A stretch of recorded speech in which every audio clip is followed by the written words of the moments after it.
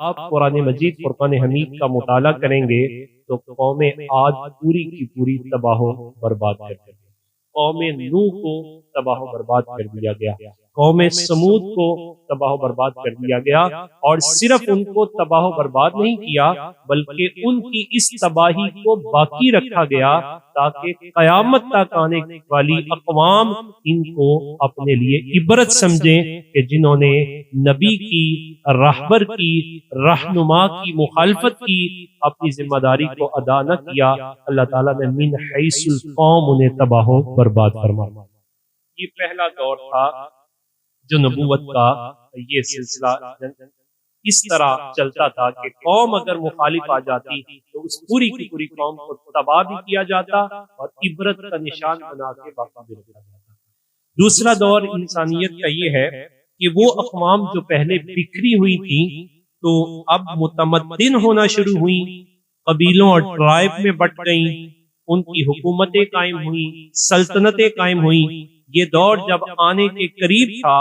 تو اللہ سبحانہ وتعالی کی طرف سے جناب ابراہیم علیہ السلام کا انتخاب ہوا، اور رب تعالیٰ نے ایکسٹرا آرڈینری کوالٹیز جناب ابراہیم علیہ السلام کو عطا فرمائی، اور ان کے لیے یہ اعلان فرمایا اے ابراہیم آپ بھی معمولی نہیں، آپ کو جو منصب دیا جائے گا وہ بھی معمولی نہیں۔ قرآن اس کی گواہی دیتا ہے، بسم اللہ الرحمن الرحیم، انی جاعلک للناس اماما،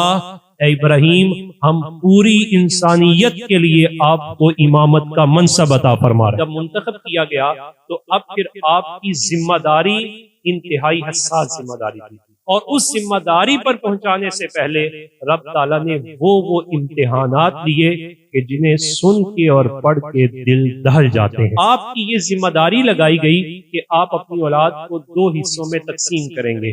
ایک حصہ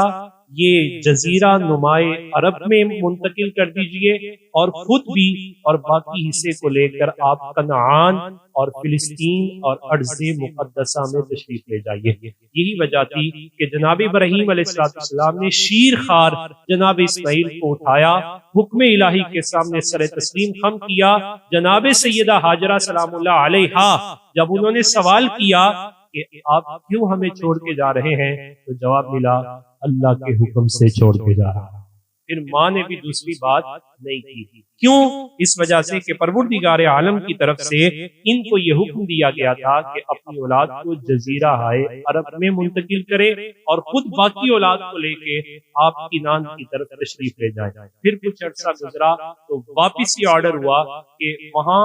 جن کو آپ نے جزیرہ نمائے عرب میں منتقل کیا ہے وہاں میرا گھر تعمیر کیجیے۔ تو جناب ابراہیم علیہ السلام نے پھر وہ بیت اللہ کی تعمیر کی، اور اس تعمیر میں جناب اسماعیل علیہ السلام نے آپ کی معاونت کی۔ رب تعالیٰ نے اپنی خصوصی مدد، وہ جنتی پتھر جسے آپ مقام ابراہیم کے نام سے جانتے ہیں، اس کی صورت میں عطا فرمایا۔ جب آپ نے بیت اللہ کو تعمیر کر لیا تو پھر حکم ہوا